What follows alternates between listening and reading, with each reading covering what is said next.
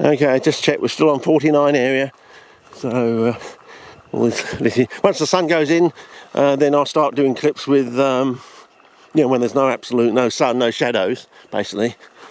And the other rule is, is the shadow, is the area sun strong enough to cast a shadow within the shadow sort of thing. So that's when we go up another notch. So if the shadows, so in other words, when the sun is out, if there's no shadow within the shadow, we just stick to 4-3. But when there is the possibility of having a shadow in the shadow, and then we go to 5-4, that's only on this Cute Dessert setting, which seems to get all the colours nicely sorted out when you do that sort of thing, with a nice simple rule.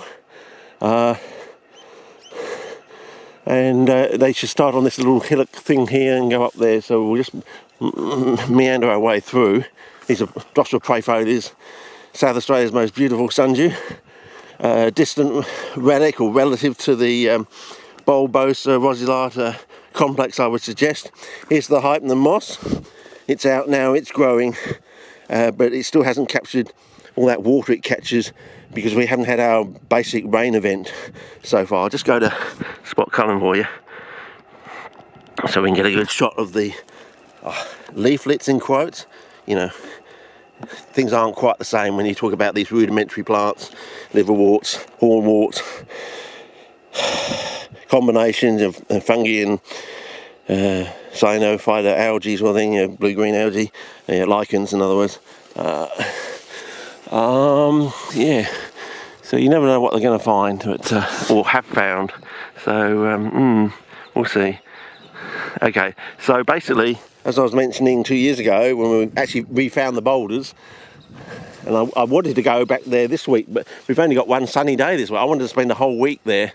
There's only one sunny day, and we've got like 3 or 4 rainy days, so right in smack bang in the period when the plants are at their best. And once the rains come, it'll wash all that dew off, you see, so it's a double whammy catch-22 sort of thing. So I'll try, fellas, but they're not going to be at their creme de la creme that you could get them if you just had the right sunny day from the 21st or the 3rd week of May to 3 weeks later. And of course then by the 2nd week of June it's the Wittegrose at their peak, so maybe this year we'll get top widths but poor praise again sort of thing. Last year we got poor praise because they were almost drying out and dying in the ground because we had the was it driest April, May or June or something? I can't remember which month it was. It was the driest on record. We actually got the record by 1 day, I think it was. If we hadn't had that last day, we wouldn't have got the record, but we did. Oh, here we go. Yeah, not wonderful looking. They've even lost their colour too, so they must have been out. Whether it's the cold nights. As I said, we went to down to and below the magic 8 degrees 6 to 7 weeks ahead of time than normal. So they're saying that this season's going to be the coldest.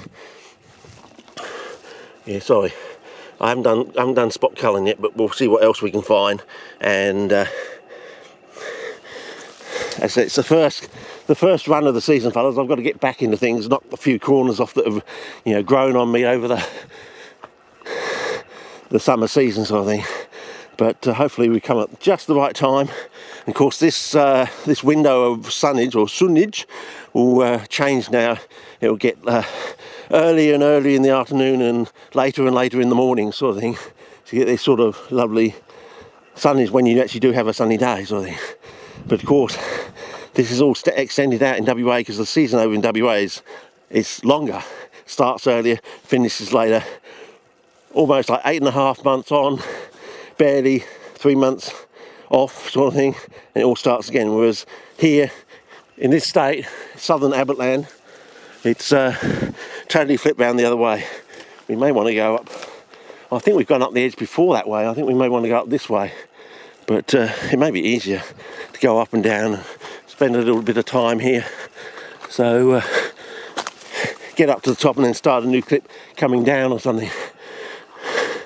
But as I was saying when we were talking about the boulders 2 years ago, the Hypnum moss, when we get the rain event, which comes at late June into early July, everyone thinks the wettest month is is July, but that's because it comes so late in June. It goes over into July and everyone thinks, oh, it's wet, it's July, which it is July, but it started, and the heaviest rain comes in June, right late June usually, and that's when it holds the water in its leaflets after a rain for quite a few weeks, sort of thing. So when we have a proper normal La Nina rain event, the 10 years of wet, or 10 wetter years, because we've been on this extended El Nino drought, which has gone on since 1999, and we're now 2018. It's almost 20 years, so it's almost twice as long as it should be. Whether that means we're going to flip back and have a 20-year wetter set of years, and in the middle of that we might get some really fantastic seasons where you've got to book your plane ticket and just bloody well get here, because the plants over in WA are going to be drop dead gorgeous.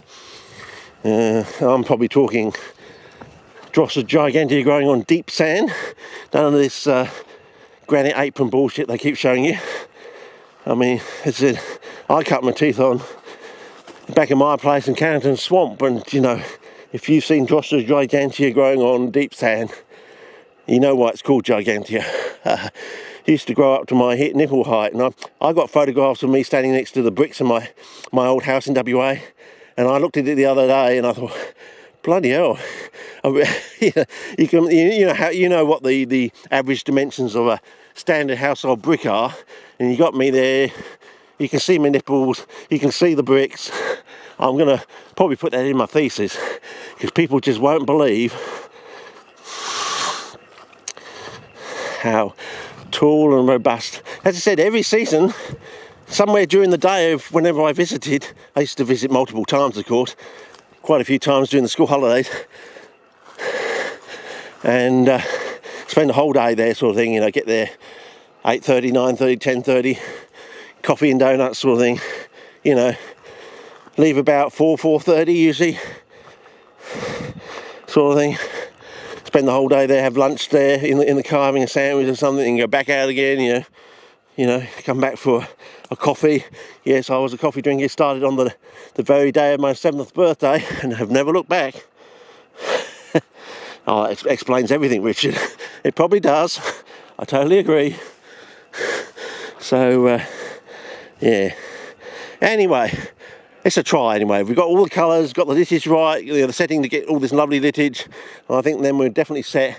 I may run another 3 trip sequences in 1080p in these settings, just to make sure, prove my point that we've done all our work in the past, and then we're going to have the arduous task of trying to flip over, cut down from 60 frames a second to 30, and toggle up on 4K. And Mug's Law says it's not going to go smoothly, and yeah.